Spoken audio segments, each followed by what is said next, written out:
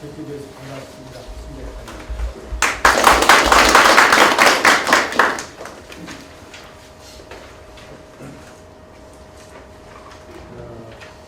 저는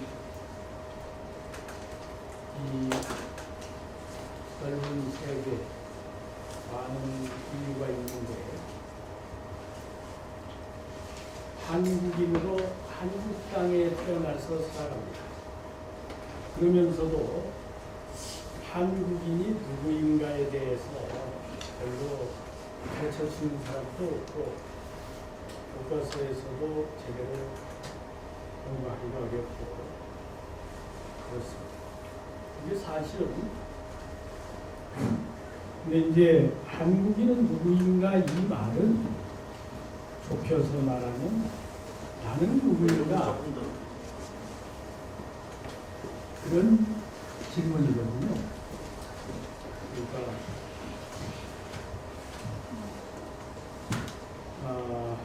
우리가 세상에 나와서 직업은 뭐 학자가 될 수도 있고 기업인이 될 수도 있고 종교인이 될 수도 있고 여러 가지 다양하게 할 수 있습니다만 어쨌든 모두가 한국인이라고 하는 것은 공통점 아닙니까? 근데 이제 한국인에 대해서 이제 우리가 한 가정도 그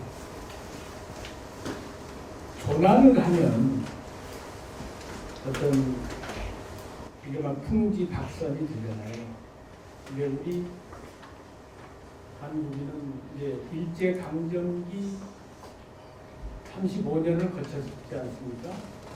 그때가 말하자면 조난을 해가지고 우리 민족이 풍지박산한 그런 때죠. 그러니까 그때의 그 우리 민족의 원래 좋은 모습, 자랑스러운 그런 위대한 자산들을 다 잊어버리고 그때의 그게 아주 정반대로 미인을 아주 추녀로 만들어 놓듯이 그런 상황이 그때 일어납니다. 그런데 이제 광복 이후에 그 이제 친일 잔재 청산이 제대로 안 됐어요. 예를 들어서 일본이 와가지고 조선 총독부 직속으로 요즘 말하면 청와대 대통령 직속으로 조선사 편수회라는 기구를 만들어서 거기서 이제 한국 역사를 조작하는 작업을 했단 말이죠. 근데 거기에 이제 이완용이 고문을 하고 조선 총독부의 정부 총감이 회장을 하고 여기 이완용 추천으로 이병도 씨가 거기에 편수관으로 들어가요.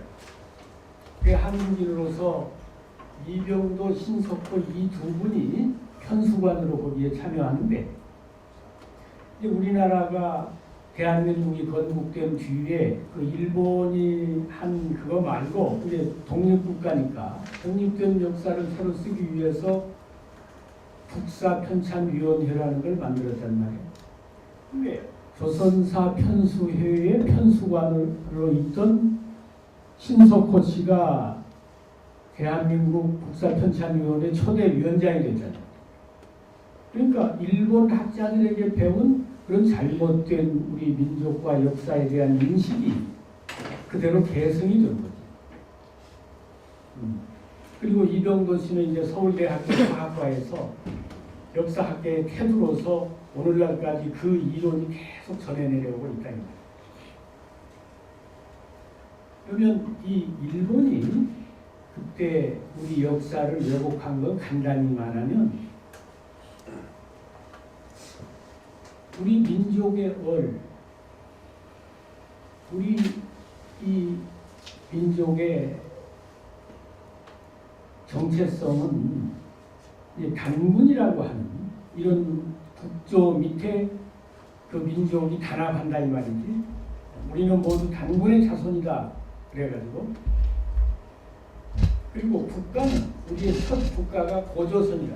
우리 역사의 출발점이 고조선입니다.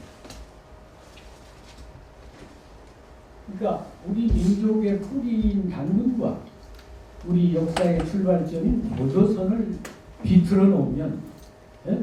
우리 민족 정신과 우리 역사의 전체가 다 뒤틀어진다는 말이에요. 그래서 단군과 고조선을 말살시킵니다. 어떻게 말살시켰느냐? 단군 요선은 실제 역사가 아니고 신화다. 왜? 삼국유사의 단군에 관한 기록이 나오는데 거기에 뭐 곰 한 마리, 호랑이 한 마리가 물속에 들어가서 뭐 마늘 숲을 먹었죠 해서 사람이 곰이 여자로 변하고 이런 얘기야. 이거는 실제 사람이 어떻게 곰으로 변하느냐? 그건 역사가 아니고 신화다. 이렇게 주장을 한 거다.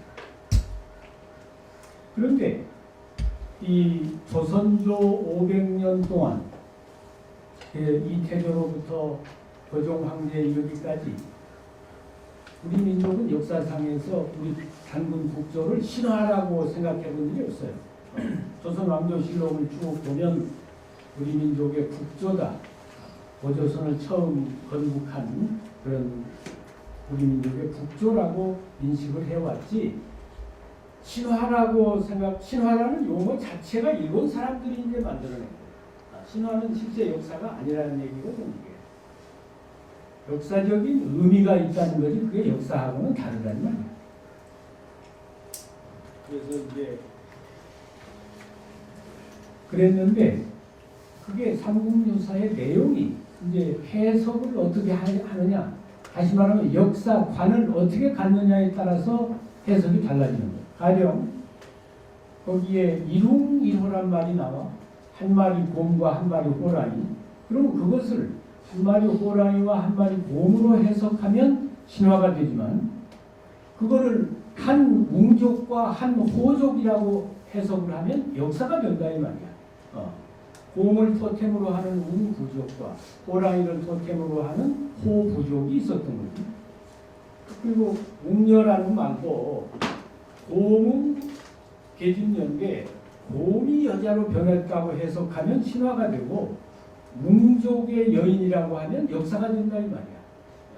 근데 그 사람들은 그걸 전부 신화적으로 해석한 거예요.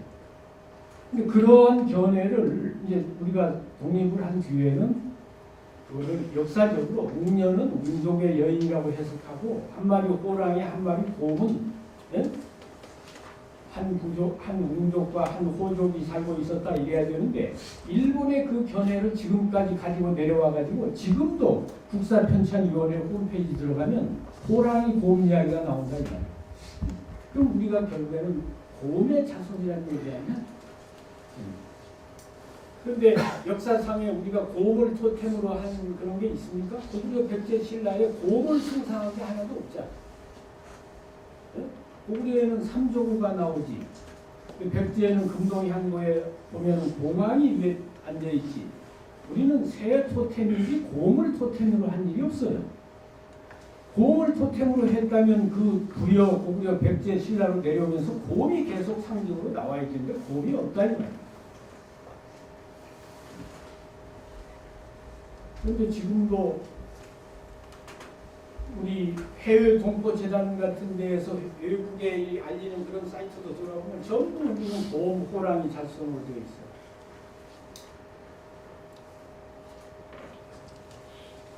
그래서 그런 이제 잘못된 역사관, 일본의 눈으로 본 우리 역사, 그러니까 우리 눈으로 우리 역사를 봐야 될 거 아니야. 일본 사람들이 그 가르쳐준 그 역사관을 지금까지 가지고 왔다. 그러니까 지금은 고쳐야 되냐.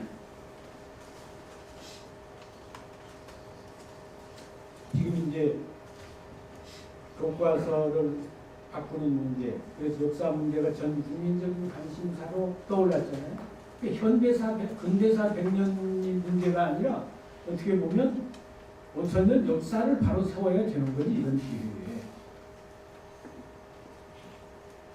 그리고 이제 고조선이란 나라는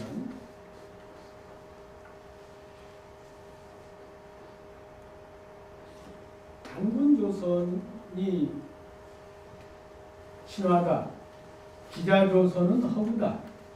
그 기자라는 사람은 중국 은나라 마렵의 사람인데 지금으로부터 한 3,500년 전에 기자가 중국에서 평양에 있는 조선으로 왔다고 그러는데, 기자라는 사람은 중국 하남성에 은나라가 있었는데 어떻게 평양까지 오느냐, 그건 불가능하다. 그래서 단군조선은 신화하고 기자조선은 허구다. 그래가지고 고조선을 기자조선 1,000년, 단군조선 1,000년을 삭제해버리는 위만조선이 남는 거예요. 네? 위만조선. 위만이라는 사람은 단군조선을 인정하면 우리가 그 단군의 자손으로서 암암한 역사를 이어온 것이 되지만, 단군조선과 기자조선을 잘라내버리는 우리 역사의 출발점이 위만조선이 되는 거예요. 네? 그럼 위만이라는 사람은 이게 중국 연나라 사람 한족이란 말이에요. 그러니까 이 조선 사람은 아주 열등 민족으로서 출발부터가 자율적으로 자기들이 나라를 세워서 이렇게 한 게 아니고 처음부터 타율적으로 다른 민족에 의해서 이렇게 지배를 받으면서 이렇게 해왔다. 그래서 이제 타율성론이라고 하는 게 이번 식민사관의 하나예요. 그러니까 우리 역사의 그 반만년 역사의 길이를 단군조선과 기자조선을 없애서 잘라냈다는 말이에요. 그러니까 4348년인데 2333년에 건국했다고 그랬는데 2000년을 잘라내버리니까 우리 역사가 2300년밖에 안 되는 거예요. 일본은 2600년 역사인데 우리가 일본 역사보다도 길이가 짧아지는 거예요. 물론 중국보다 낮아지는 건 말할 것도 없고, 그러니까 한국, 중국, 일본에서 우리가 역사적으로 제일 후진 국가가 되는 거예요. 일본보다도. 그러니까 우리 고조선을 그 신화화 시킴으로 인해서 우리 민족 역사의 길이를 잘라내고, 또 하나는 이제 고조선이라는 나라가 이게 저 대륙에서 출발했느냐, 한반도 대동강 구역에서 출발했느냐, 이게 논쟁거리거든요. 그런데 이제 일본 학자들은 한민족은 중국 대륙에 나가서 저 드넓은 땅에서 다른 민족을 지배해 본 일이 없고, 한반도 안에서 압록강 안에서 출발해가지고 압록강 안에서 고구려 백제 저희들끼리 싸우다가 결국에 자기들한테 망했는데, 그게 우리한테 처음 망한 게 아니라 출발부터 위만이라고 하는 한족한테 이렇게 해서 시작이 된, 그렇게 걸어온 역사다. 그런데 이제 이 고조선이 대륙에 있지 않고 한반도 대동강 유역에 있었다. 그 근거를 이제 뭘 가지고 됐느냐? 거기 이제 대동강 유역에 토성, 흙으로 쌓은 성이 있단 말이야. 평양 옆에 토성리가, 동네 이름이 토성리야. 거기를 파면 이제 뭐 거기에서 옛날 그릇도 나오고 무슨 기왓장도 나오고, 근데 거기에 이제 낭랑이라고 글자가 쓰여진 그런 옛날 와당 이런 것들이 나온다 이거예요. 그걸 그래가지고 낭랑 유물이라고 그렇게 이름을 붙이는 거예요. 그러니까 단군은 신화라고 하고, 응? 대동강 유역 토성리에서 유물이 나오면 그것을 낭랑 유물이라고 그랬다 이 말이야. 응? 그러니까 이제 낭랑군이라고 하는 것은 한사군 중에 하나인데, 중국의 한무제라는 사람이 고조선을 침략해가지고 그 고조선 땅을 4개로 4등분해서 중국은 군현제를 시행했거든요. 군. 그래서 지금은 중국이 성으로 하지 않습니까? 하북성, 용영성, 길림성. 근데 그때는 진나라, 한나라 때는 군현제도예요. 군. 그러니까 이 조선을 멸망시켜가지고 중국의 군현으로 편입시켰는데 4개 군으로 만들어서 편입시켰다 이 말이에요. 그러니까 낙랑군, 현도군, 진번군, 임둔군 그러는데 낙랑군이 이제 그 조선의 수도가 있는 지역에 낙랑군을 설치했다는 거예요. 그러니까 이 낙랑 유물이 평양 토성리에서 나오니까 낙랑군이 여기 있었지 않았느냐. 그러면 낙랑군이 평양유역에 있었으니까 진번, 임둔, 현도가 저 떨어져서 하북성에 가 있을 수 없는 거 아니냐. 그러니까 이 압록강 부근에 한 사군이 다 있었다. 이걸 보면 고조선이란 나라는 출발이 원래 대동강유역이지 대륙이 아니다. 그러니까 고조선이 대동강유역에서 출발했다는 것을 그 지역에서 낙랑 유물이 나왔다. 그래가지고 이제 대동강 낙랑설, 한사군 한반도설을 만들어낸 거예요. 그런데 이제 제가 중국 문헌을 보니까 지금까지는 광복 70년 동안 그 이론이 학계의 주류 학설이고 교과서에도 그렇게 실려 있다는 말이 지금까지 안 고쳐 있어요. 그렇게 되어 있어. 그리고 제가 중국의 문헌을 연구를 해보니까 이제 고려 때는 우리나라 고려 때는 중국에 송나라가 있었죠. 고려는 이성계 조선이 생기기 전 아닙니까? 그렇지? 고려를 멸망시켜서 세운 게 이시조선이지. 또 우리나라에 고려가 있을 때는 중국에는 송나라가 있었고, 우리나라에 이성계 조선이 있을 때는 중국에는 주원장이 세운 명나라가 있었다. 그렇지? 그러니까 이 이성계가 한반도에다가 조선을 세우기 전에는 중국의 모든 자료가 조선이 중국 하북성 요서 지역에 있다고 기록이 되어 있어요. 응? 이성계 조선이 나오기 전에는 전부 거기 있다고, 중국에 있다고 기록이 되어 있다 이 말이야. 발해의 모퉁이에 조선이 있다든지.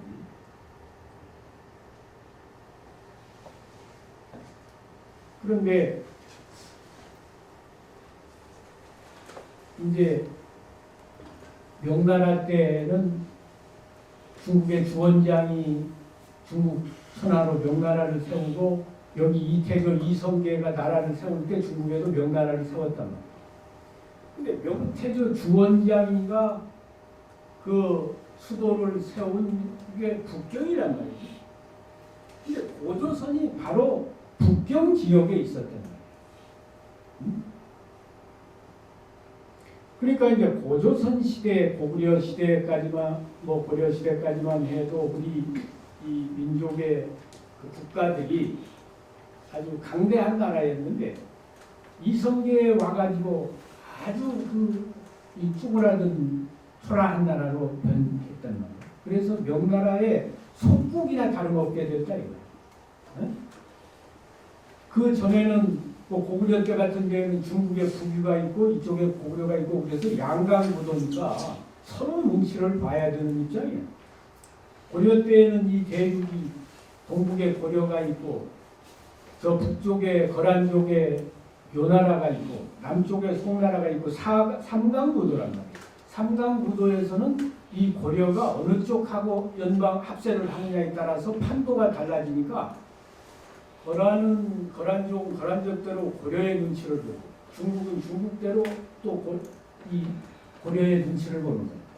근데 이성계에 와가지고 완전히 이 명나라의 속국, 제후국으로 전략을 해댔다 이거예요.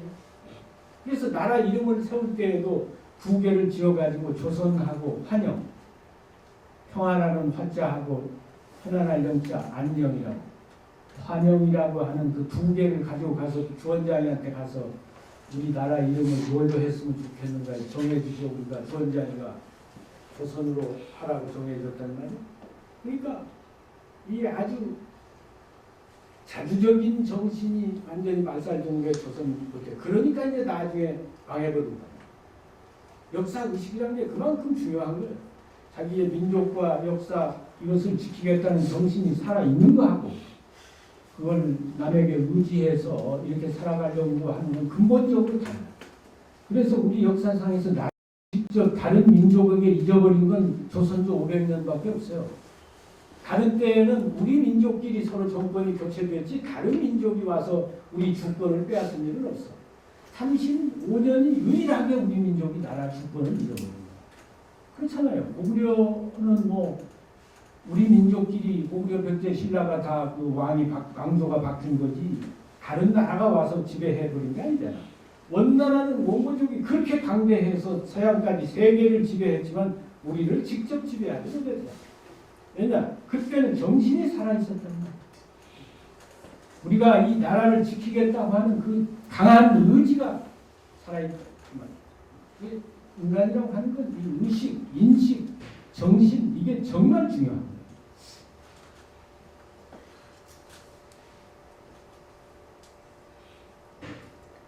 그래서 이 초라한 압록강호 안쪽으로 쪼그라 들어가지고 있는데 옛날에 우리 조상들은 지금 중국 황제 주원장이가 있는 그 북경 지역이 전부 우리 땅이었다 그런 기록이 많이 나오는 거야. 네? 그러니까 이제 중국 학자들도 이제 왜곡을 시작하는 거야. 이 고대 조선이 원래 여기 있었던 게 아니고 압록강역에 있었다. 네? 그러니까 그러면 그 이론을 어떻게 조작하느냐? 중국에 분명히 이제 거기에 하북성 동쪽에 지금 진왕도시 그 산해관 있는 그 발해 보통이 거기에 조선성이 있었다. 조선이라는 나라가 거기 있었다. 이런 기록이 막 나오는데 그 유물도 나온다 이 말이야. 성이 있다고 나온다. 조선 성이. 그걸 어떻게 이론을 왜곡했느냐면 거기 있는 그 조선과 관계된 그런 조선 성은 이 한반도 낙랑군에 있던 조선현의 백성들을 거기다가 이주시켜서 네? 조선현을 만든 것이다. 그 본래부터 한사군이 거기 있었던 게 아니고 뒤에 이제 선비족이 세운 북이라는 나라가 뒤에 이제 있었는데 그때에 이 한사군의 그 낙랑군에 있던 조선현의 백성들을 그리 이주시켜 가지고 거기다 조선현을 설치한 거다. 이렇게 위적을 했어요. 그리고 또 이제 어떤 학자는 중국에 있는 그 조선현, 그 문헌 기록에 분명히 나오는데 그 조선현하고 압록강 유역에 있는 그 낙랑군 조선현하고는 완전히 다르다. 그러니까 한반도에 있는 조선현은 한무제가 한사군을 설치할 때 그 조선현이고 중국에 있는 조선현은 뒤에 다른 왕조에서 여기가 새로 설치한 것이니까 중국에 있는 조선현하고 한반도에 있는 조선현하고는 전혀 관계가 없다. 이렇게 주장을 했단 말이에요. 그런데 이제 그게 우리나라가 중국이라고 하면 꿈도 제대로 못 쉴 때란 말이야. 뭐 황제가 사신을 보내면 여기 우리나라 왕을 자기 그 신하 대접하고 그랬단 말이야. 그러니까 우리가 그런 기록을 숨기거나 없애거나 그럴 수밖에 없는 상황이었어요. 그런 기록을 우리가 가지고 있으면 지금과 같은 민주주의 사회가 아니고 그때 왕정 사회이기 때문에 중국에서 기분 나빠하니까 기분 나빠하는 책을 우리가 드러내놓고 국민들이 읽게 할 수가 없잖아요.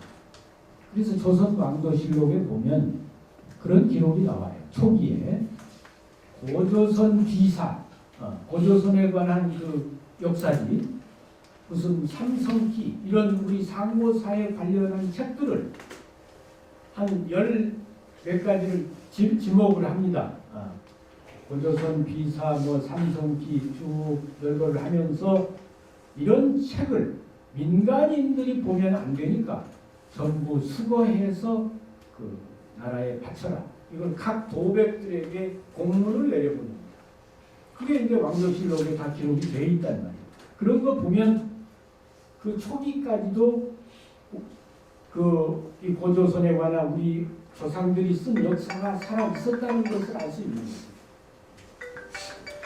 그런데 그게 내가 볼 때에는 그래도 자기 조상들이 쓴 책인데 말이야.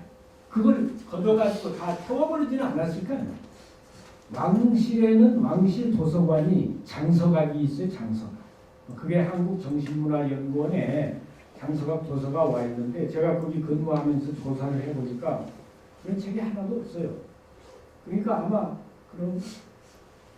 그런 이제 조선조에서는 그런 책들을 전부 수거해가지고 민간인들은 못 읽게 하고 돌아다니다가 중국 사신이 와서 그런 걸 발견하면 안 되니까 그걸 왕실 도서관에 보관해 놨을 텐데 그걸 아마 일본 놈들이 통치하면서 중요한 건 가져가고 또 일부는 전부 20만 권을 불태웠다는 거 아니야?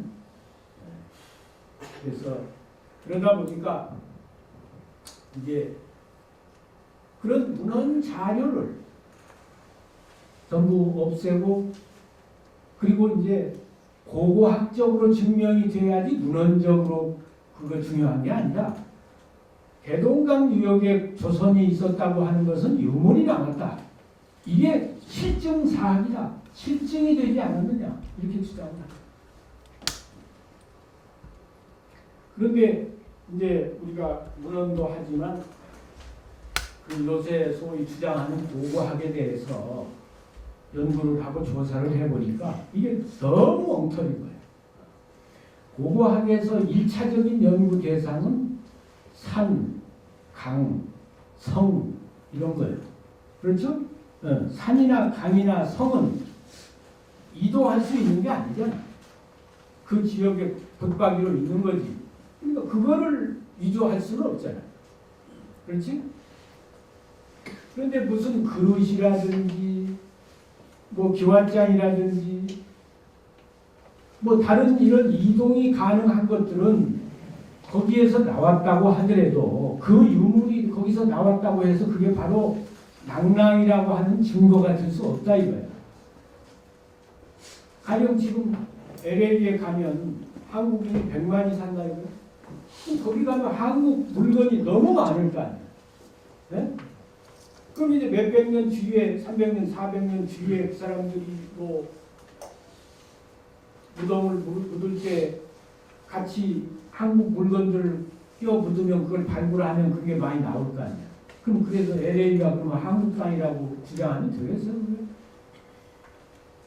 그래서 이렇게 유동이 가능한 거는 2차, 3차로 그 연구 대상이 되는 거지 1차, 2차가 아니야. 1차는 강과 산이고 2차가 성이고 그래. 내가 고고학을 보니까. 그런데 이 문헌 자료에 보면 조선은 갈석산 밑에 있다 이렇게 나온다. 갈석산. 그러면 우선 대동강 유역이 조선이 그 고대의 그 당군조선 기자조선이 전례는 갈석산이 있어야 되잖아. 근데 한반도에 갈석산이 없잖아. 그 일본 놈들이 이제 뭐 갈석산을 추정해가지고 여기가 갈석산이 저기 이런 식으로 해놨는데 역사상에 우리 땅에 갈석산이 있는지 없다 이 말이야. 또 고대 문헌에 보면 조선현이 옆에 조선하가 있었다. 조선 중국의 하북성 북경 위에만 거기에 갈석산 옆에 조선이 있다 그런 기록도 나오고 갈석산 옆에 강 이름이 조선하다 이런 기록이 나온단 말이에요. 그러니까 북경을 지나서 북쪽으로 고북부를 가는데 중간에 조선하를 건너서 간다 그런 기록이 나와. 조선의 수도가 거기 있었으니까 수도 옆에 강이 당연히 조선하 아니? 그러면 조선 갈석산이 있고 조선이라는 강이 있고 또 조선이라는 성이 있고 그게 문어는 다 거기 그 북경 그 동쪽에 그 지역이 문헌적으로는 갈석산, 조선하, 조선성 뭐 이런 게 다 거기에 나온단 말이에요. 대동강 유역에서는 갈석산이나 조선하나 조선성이나 이런 것이 지금까지 발굴된 일이 없어요. 그러니까 1차적으로 그거는 고고학 연구에서 완전히 이런 문제가 있는 거죠. 그리고 현재 이제 그 사람들이 고고학 유물로 제시하는 거에 가장 중요한 게 이제 뭐 기와장 뭐 이런 마당하고 그 다음에 점재현 신삽이라는 건데 비석이 나왔다. 양강군 25개 현 중에 양강군 군에 현이 25개가 있었는데 거기에 점재현이 있었단 말이에요.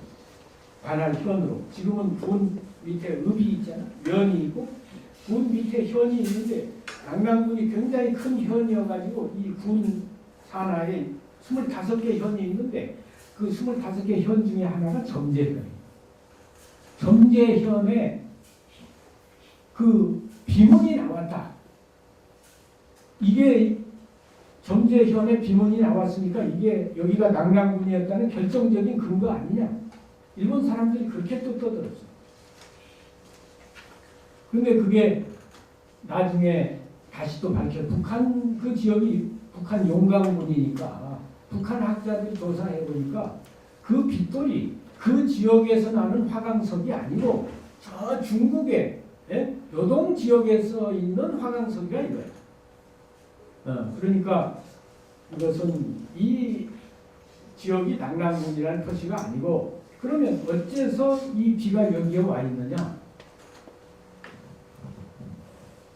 일본 사람들이 우리 한반도를 지배할 때 중국도 지배했잖아요. 동북지역. 그러니까 그 지역에 가서 본래 고조선이 있던 낙랑군 지역에 가서 땅을 여기저기 파고 또 산에 돌아다니는 비도 있고 그렇잖아요. 그럼 그놈을 일이 실어 온 거예요. 배로. 네? 그래서 그 비가 있는 거기 발굴되었으면 그걸 증명하기 위해서 그대로 놓아둬야 되는데 그걸 이동시켜 가지고 말이야. 다른 데다가 세워놨는데 밑에는 시멘트로 그 기조를 했다는 거 아니야. 그래가지고 이제 이것도 위조로 밝혀졌단 말이야.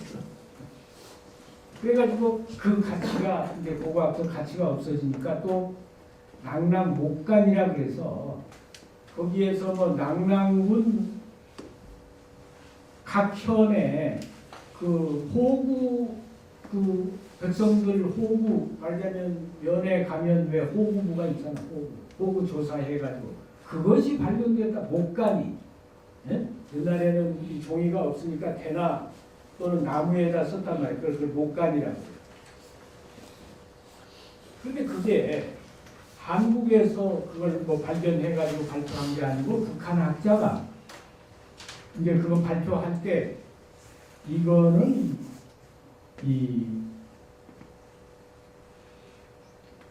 여기 토성리에서 발굴이 됐는데 여러 가지 이거 볼 때 이게 여기서 발굴된 거는 아까 비와 같아요. 중국에서 이것을 가져와 가지고 여기다가 묻어놓은 거지. 이것은 그 각 현을 설명한 거를 볼 때 대동강 유역 가지고는 가령 여기서 뭐 현을 여기다 오게 그 현 지역을 거기하고 이렇게 맞추려면 전부 산간지대를 뭐 현이라고 해놓고 그러니까 그 지역적으로 볼 때 대동강유역하고는 25개 현이 전부 맞지 않는다 이거예요. 가령 농경지대에는 사람이 몇 명 살지 않고 산간지대에는 뭐 수만이 산다든지 그건 잘못됐잖아요. 농경지대 사람이 살기 좋은 데에는 호구 숫자가 많이 해당이 되고 산간지대에는 사람이 몇 명 없고 이래야 되는데 25개 현을 설명하다 보니까 하나도 맞지 않는 거예요. 그래서 일본 북한 학자가 연구를 해가지고 이 호구문은 북한 여기하고는 맞지 않고 중국의 저 요동 지역의 그 호구보다 이렇게 했는데 한국 학자가 이제 호구학적으로 뭐 근거 될 게 없잖아요. 정재현 신사비도 가짜로 증명이 됐지 마당 막 이게 저쪽에서 건너온 거지 말이에요. 유동이 가능한 거는 근본적인 그 근거물이 못 된다는 거예요. 그러니까 이제 그걸 가지고 이게 이 낭랑을 근거하는 유물이다. 그 북한 학자하고 정반대 논리를 여기서 펴는 거지. 그러니까 실물도 한번 보지 못한 상태에서 이제 그 자료 근거가 궁해지니까 북한 학자가 여기가 아니라고 발표한 걸 여기서는 그게 기라고 발표한 거지. 근데 그거 가지고 지금까지 유지하고 있는 거야. 정재현 신사비도 아니고 당나군 목간도 아니고 그건 이제 없거든.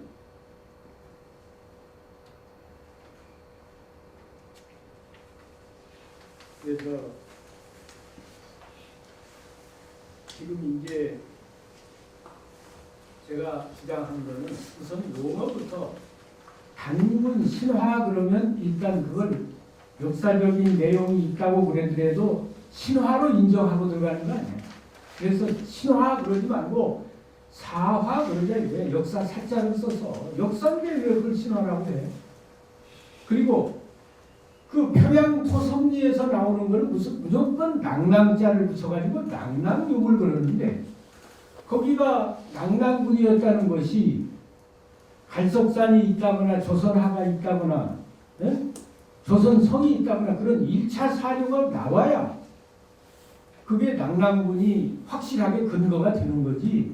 조선현이 그런 것이 전혀 근거가 증명이 안 된 상태에서 아까 이동이 가능하고 목간이니 뭐 기와장이니 그릇이니 이런 것들은 문물 교류 차원에서 얼마든지 왔다 갔다 하는 거란 말이에요. 그러면 그걸 가지고 거기가 낭랑이라고 결정적으로 증거할 수 없는 거 아니에요.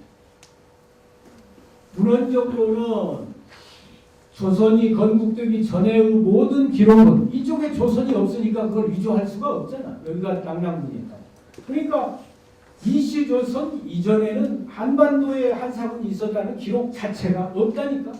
중국이나 한국이나 일본이나 없어요.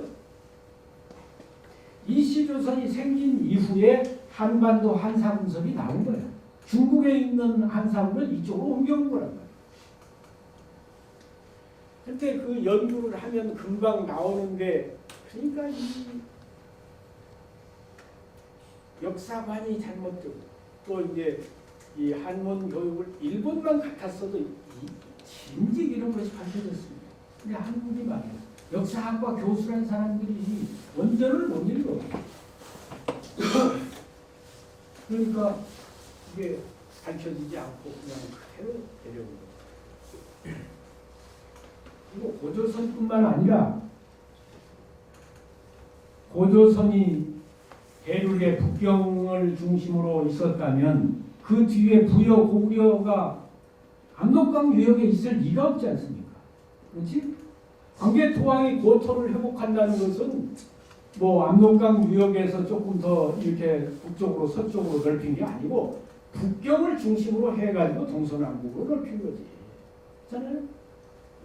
그리고 장수왕국의 천도는 평양 천도, 대동강유역 천도가 아니야.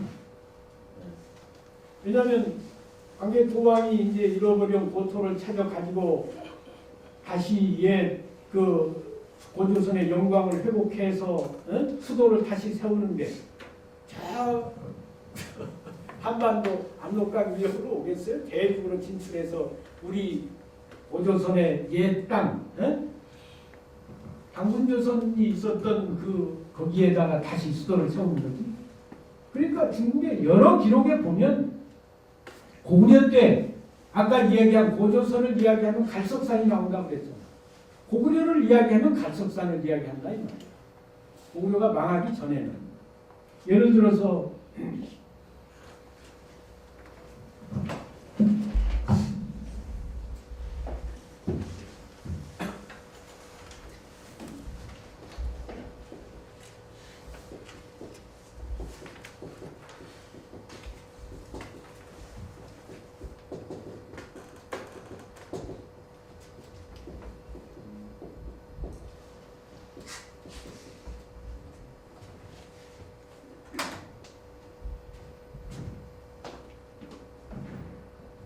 문죄요갈 요는 요수를 말합니다. 요수.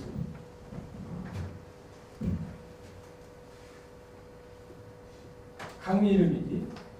갈은 간섭산을 말해요. 이 말이 이제 당태종이 고구려를 정벌했잖아요. 수양제가 고구려를 정벌하다가 3번 쳤는데 결국에는 못 이기고 고구려를 치느라고 국력이 쇠진해가지고 망해버린 거예요. 그 이제 당나라가 서가지고 당태종이가 그 살수대첩이라고 해서 울지문덕한테 완전히 뭐 100몇십만이 와가지고 몰살을 당했잖아. 그러니까 당태종이 고구려를 치러 가면서 내세운 명분이 그거야. 중국 자제들의 원한을 갚겠다. 중국 젊은이들이 고구려에 가서 억울하게 죽었는데 그 원한을 내가 갚겠다. 그렇게 해가지고 전국에서 군대를 모집해가지고 오면서 친정 고구려조. 그러니까 옛날에는 정벌을 할 때 황제가 직접 친히 정벌하는 것을 친정이라고 해요. 친정. 그러니까 친정 고구려. 고구려를 친히 정벌하러 나가면서 조서를 내요. 황제가 내리는 글은 조서라. 조서, 칙서, 제서. 이 우리나라 이태조는 황제가 아니고 신하기 제후기 때문에 뭐 교서, 교지 그러잖아. 중국의 황제는 조서라고 했어요. 옛날에는 그렇게 큰 차등을 줬습니다. 계급 사회라는 게. 그래서 같은 글자도 신하가 쓰는 자 다르고 임금이 쓰는 자가 달라. 만일에 이태조가 조서라 그러면 그건 아주 권장만 거야. 근데 우리나라도 고려 때까지는 왕건이는 자기를 짐이라고 했고 조서라 했고 칙서라 하고 다 그랬어. 근데 조선조에 와서 쪼그라들어가지고 그렇게 전락합니다. 친정 고구려조, 친히 고구려를 정벌하는 조서를 내렸단 말이에요. 거기에 나오는 문장이 이거예요. 문죄요갈이라. 요수와 갈석산에 가서 죄를 묻겠다. 고구려를 정벌하러 가는데 고구려가 만일에 백두산 지역에 있었다면 백두산 지역에 가서 한강유역에 가서 죄를 묻겠다 그럴 거 아니야. 은영성에서 제일 큰 산은 의무려산이야. 의무려산 지역에 있었다면 의무려산에 가서 죄를 묻겠다 그랬겠지. 갈석산, 연영성이나 한반도나 길림성이나 다른 지역에는 갈석산이 없어요. 하북성에 있습니다. 북경 쪽에 있단 말이야. 갈석산에 가서 죄를 묻겠다 그랬다니까. 그럼 갈석산이 그게 고구려가 갈석산에 있지 않았으면 왜 갈석산에 가서 죄를 묻겠다고 그랬어? 이게 그런데 중국의 이제 정사에는 이런 기억이 잘 안 나와요. 왜냐? 지금도 국사 편찬을 하는데 국정교과서는 국가에서 지침을 주는 거 아니야. 가령 지침을 고구려와 관계된 거는 이 중국 쪽에 좋지 않은 영향을 미친 그런 문구는 다 빼라. 그럼 사관들이 다 빼는 거예요. 근데 이 기록은 이 글자 네 글자가 고구려가 갈석산에 강태종이 고구려를 칠 때 그 평양이 대동강 유역에 있지 않고 하북성 갈석산에 있다는 걸 이 내자 가지고 증명이 되는 거야. 긴 말이 필요가 없는 거야. 이것도 지워버려도 되는데 왜 안 지웠느냐. 이건 황제가 직접 내린 조서 아닙니까? 어? 그러니까 사관이 감히 손을 못 댄 거예요. 황제의 글자, 황제가 쓴 조서에다가 사관이 마음대로 가필하고 뭐 삭제하고 그럴 수가 없잖아요. 그러니까 이런 기록들이 남아있는 거예요. 그러니까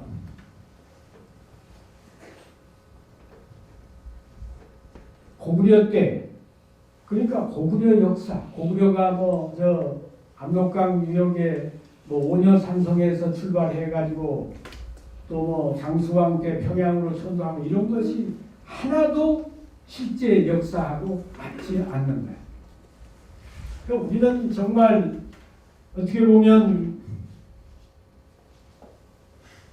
이 동아시아의 역사의 출발점이고 동아시아의 문화를 만든 주역이고 그런데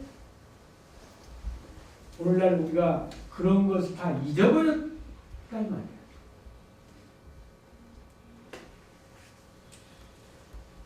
가령 문자, 한자를 두고 말하더라도 여러분 한자 그러면 이것은 중국 글자라고 생각을 해요.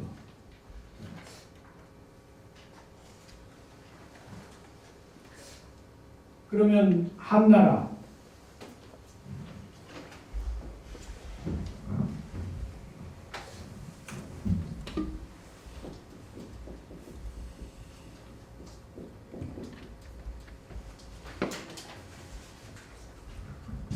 한나라는 중국 역사상에서 진시황이 세운 진나라 뒤에 한나라거든요.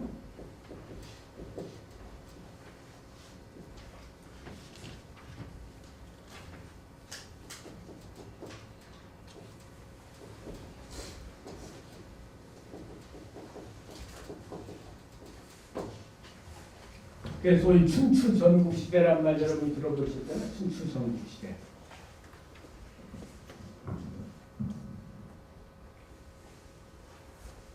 그 춘추시대 지나서 전국시대 지나서 이 전국시대에 중국이 7개로 분열되어 있었는데 그거를 진시황이라는 사람이 나와서 통일했고 진시황이 통일했는데 15년 만에 망해버렸잖아. 누가한테 망했습니까? 한나라 유방이한테 망한 거 아니야. 응? 그게 초나라에 항우하고 한나라의 유방하고 싸우다가 결국에는 유방이 정권을 잡은 거죠. 그러면 한나라가 역사상에 등장한 거는 지금부터 2000년 전밖에 안 되죠. 그렇죠? 그러니까 무슨 한족이니 한자니 이런 말은 2000년 이전에는 없는 거지. 그러면 한나라 이전에 아니면 공자가 춘추시대 사람인데 공자가 쓴 논어 문자가 없었나요? 맹자는 전국시대 사람인데 맹자, 뭐 노자, 장자, 연자 뭐 다 문자에 있었잖아. 그러면 춘추시대, 전국시대, 진나라 이때는 글자를 한자라 그러지 않았을 거 아니야. 한나라라고 하는 왕조 자체가 없었는데 민족 자체가 없었는데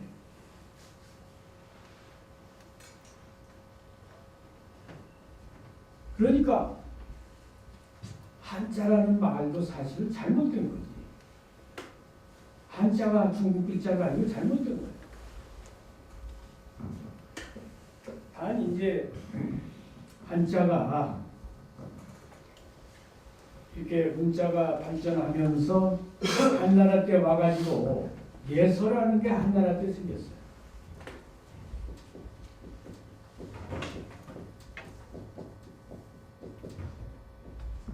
조예라는 예자, 그러니까 이 한나라가 무제 이 사람이 전쟁을 많이 해가지고 노예들을 이 포로들을 많이 잡아오니까 그때는 농경 사회니까 뭐 그 문자 기록이 그렇게 많이 필요하지 않은데 노예를 이제 이걸 쭉 적으려니까 예서 이전에는 전서가 있었단 말이야.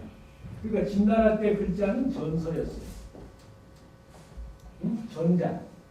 진나라 진자는 전자야. 지금도 서야 하는 분들은 전자체라고 그러잖아요. 예서체가 있고 전서체가 있어. 응? 옛날에 글씨잘 쓰는 일중 김충현 선생이나 이런 분은 전서체로. 여러분 비문에 가보면 비문, 예? 그 제목은 옛날 비 보면 그 이상하게 그림처럼 되어 있잖아요. 그게 전서체입니다. 어? 아주 고와 아주 예스럽죠. 그러니까 한나라 때에는 전서는 없었어. 전자는 진나라 때 글자가 전자야. 한나라 때 와가지고 예서가 나왔어. 예서는 이 전서보다도 이제 더 간소화된 글자야. 지금은 모택동이가 더 간소화해가지고 간체자를 만들어 버렸는데 어쨌든 내려오면서 이건 상형 문자이다 보니까 뭐 소를 소처럼 그리고 이렇게 하면 뭐 뿔도 있고 꼬리도 있고 다 있는 거 이런 걸 이제 정리하면서 점차 간소화되는 거지. 그래서 한나라 때 생긴 거는 예서가 한나라 때 생겼어. 그러니까 예서를 한자라고 하면 모르지만 그 글자를 한나라 때 처음 만들었다 그렇게 하면 잘못된 거예요. 그러면 이 문자를 처음 만드는 건 어디냐? 최초로 문자는 어디에서 나왔느냐? 중국이 이제 동서남북이 있잖아요. 동서남북. 저 서쪽. 이거 아예 안 띄웠어요?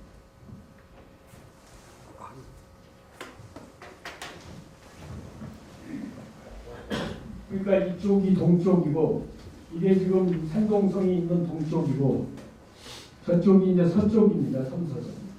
저쪽이 북쪽이고 대몽고 이쪽이 이제 광동성 대만 있는 남쪽이고 그래서 동서남북 이러는 거죠. 북경이 여기고 이게 발해고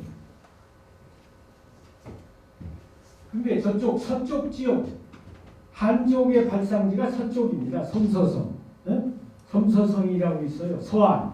그러니까 진시황, 한나라 유방 이런 사람들의 수도가 전부 섬서성에 있어.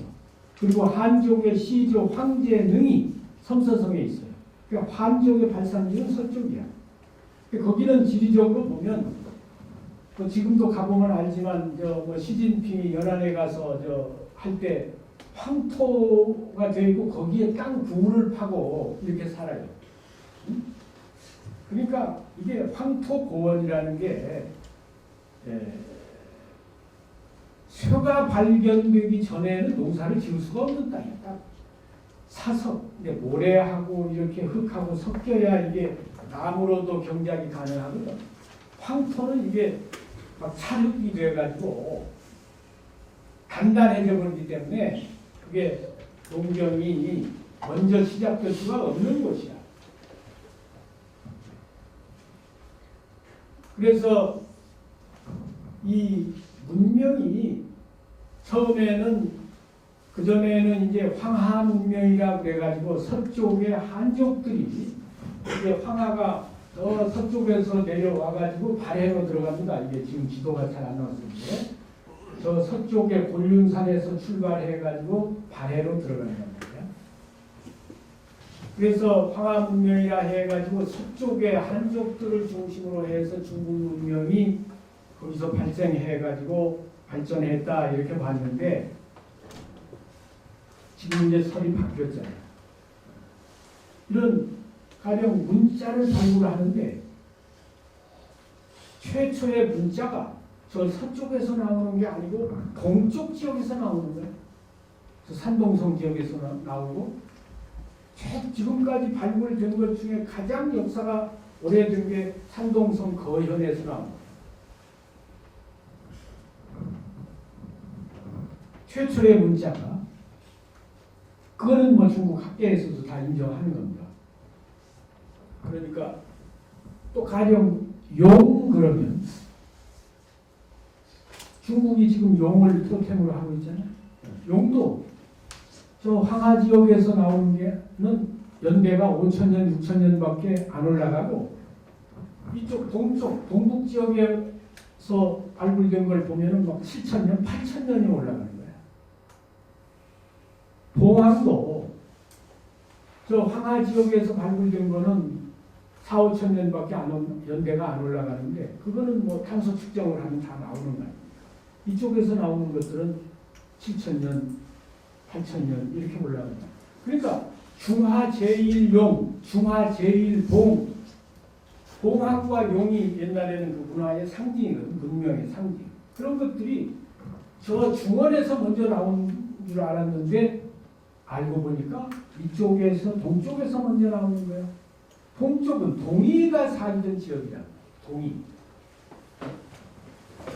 그래서 중국 문명의 발상지가 저쪽 한족 지역이 아니고 동이 지역이다. 이렇게 되는 거예요. 그래서 이제 동북 공정을 하는 원인도 거기에 있습니다.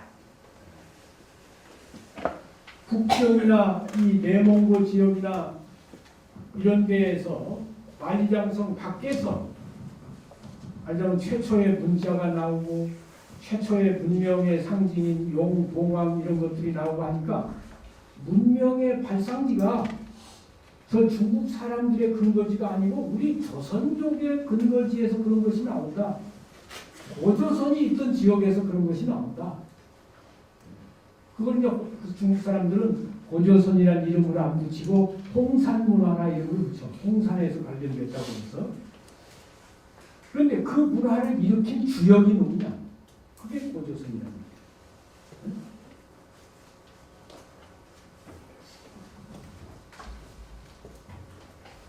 그러니까 이 지역에 지금 아까 이야기한 간석산이 있고 조선하가 있고 조선성이 있고 그 지역이 이 지역입니다. 그러니까 바레만, 이 바레만 부분. 그러면 이 중국의 넓은 땅에서 어째서 이 바레만 부근에 이 지역에서 문명이 먼저 발생하고 최초로 고조선이라는 나라가 동아시아에서 최초로 여기서 건국이 됐느냐? 그거는 아까도 얘기했지만 이쪽으로 가면 황토 고원이어 가지고 물이 있습니까? 뭐 초원이 있습니까? 아무것도 없잖아. 농사 짓기도 불편하고. 그렇지? 바다도 없고 초원도 없단 말이야. 그러니까 지리적으로 악조건. 근데 이 지역은 이 고조선이 있었다고 본론의 기록에 나오는 이 지역은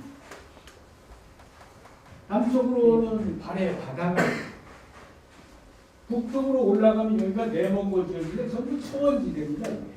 네? 그리고 이쪽으로 중원 쪽으로는 전부 농경지고. 그러니까 농사도 지을 수 있고 고기도 잡아먹을 수 있고 수렵도 할 수 있고 이런 조건을 다 갖춘 곳이 이것을 요서라 그러는 요서. 중국 역사에서 요서. 그래서 여기서 먼저 경제가 발전해서 선진 국가가 되니까 경제가 먼저 발전하면 선진 국가가 되는 거 아니에요? 선진 국가가 되니까 여기서 먼저 선진 문화가 나오는 거 아닙니까? 그러니까 경제가 발전하니까 여기서 최초로 건국이 되는 거 아니에요? 산해경이라는 책에 보면 산해경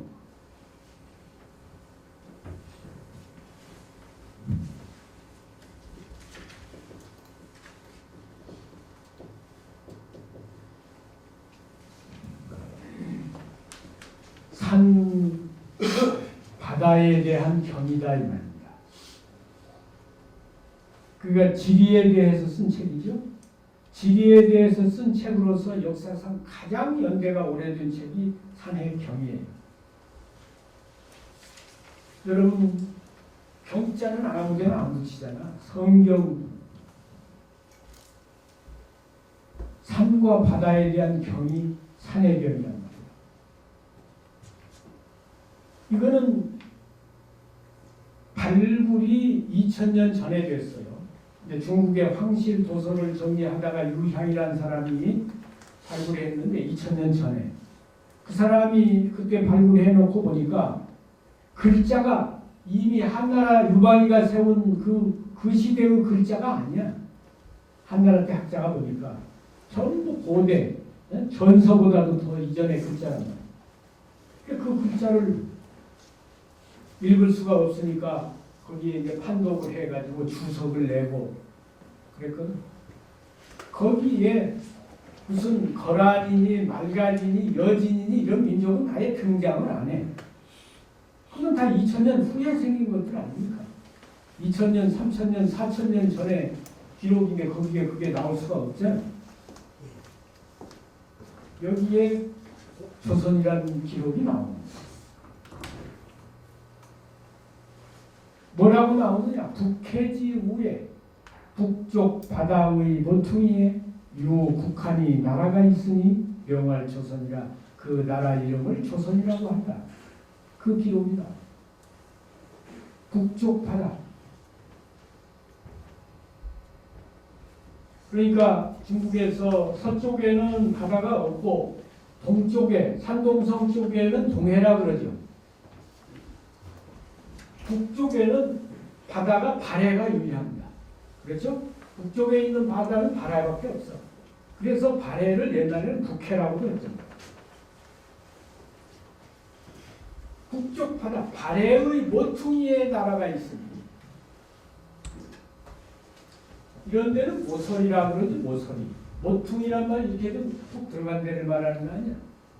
그러니까 발해의 모퉁이. 여기가 이 모퉁이 아닙니까?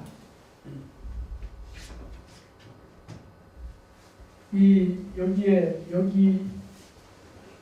데는 이제 모퉁이인데 지금 조선성이 있다는, 조선국이 있다는, 조선하가 있다는 그 지역이 발해만 지역이거든. 발해만. 거기에 나라가 있으니 그 이름을 조선이라 한다 그랬단 말이에요.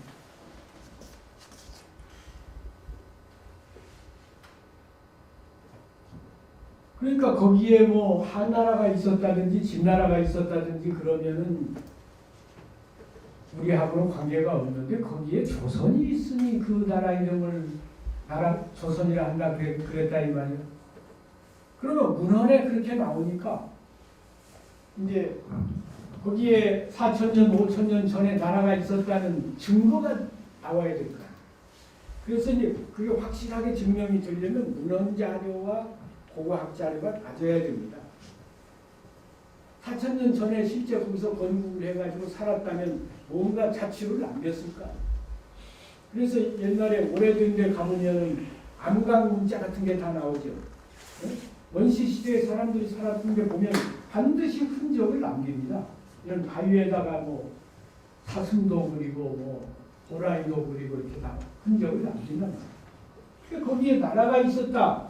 문헌에 그렇게 나왔으면 그 뭔가 땅에서 나올 거 아니에요. 근데 거기에 유물이 나왔어요. 그걸 홍산 문화라고 그래요. 중국 사람들은 우리가 만약에 그 땅을 차지하고 있던 고조선 문화라 그래요. 근데 뭐가 나왔느냐면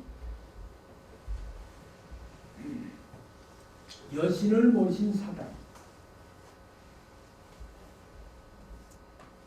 신을 모신 그런 신전이 나왔고 또 하늘의 제사 지내는 대형 제단이 나왔습니다.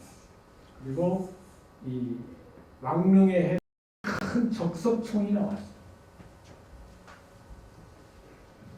그러니까 중국의 이 한족의 황제들은 진시황의 무덤이나 뭐 유방 한고조의 무덤이나 한무의 무덤이 다 이 흙으로 된 무덤입니다.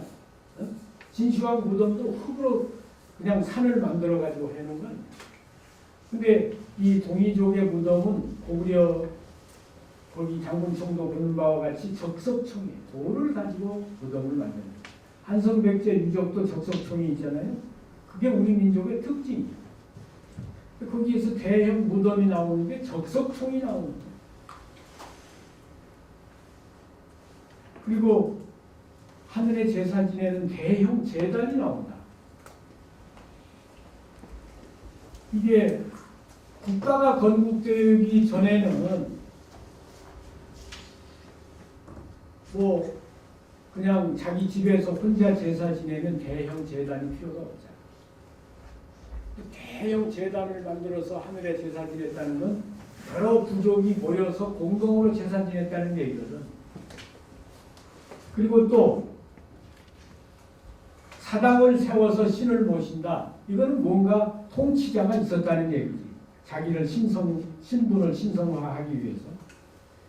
가령 지금 북경에 보면 말이죠. 황제가 있는 곳이기 때문에 천단이 있습니다. 하늘에 제사 지내는 천단. 그리고 황제의 조상을 받드는 태묘가 있어.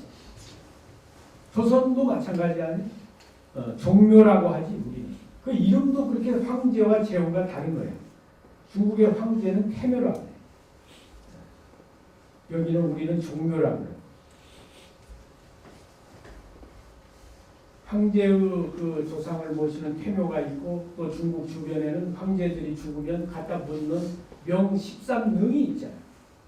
그래서 천단, 태묘, 명 13능 이게 국가의 상징이거든요. 국가의 상징이란 말이야.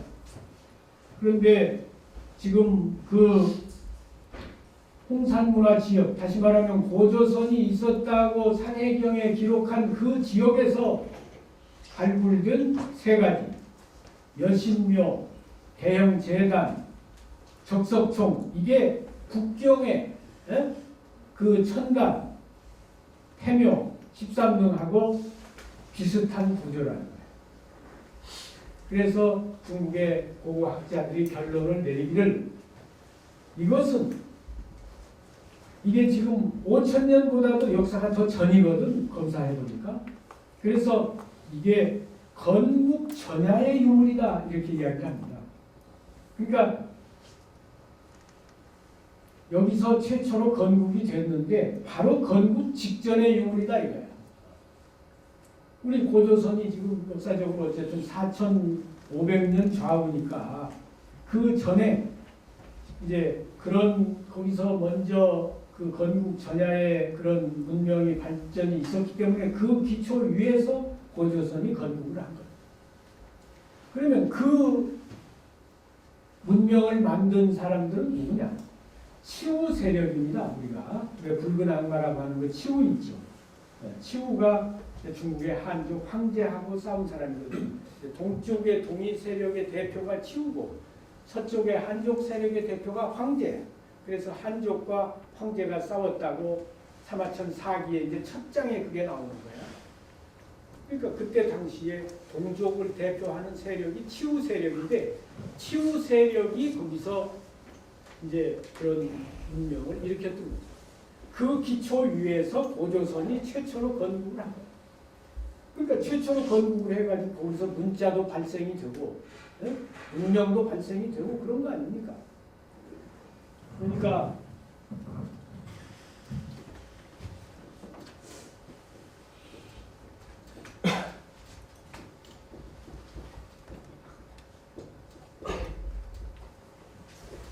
발생과 발전이 달라요. 그렇다고 해서 우리 고조선 사람들이 오늘날 중국 문명을 전부 발전시켰다고 이렇게 말하는 것은 어디가 있어?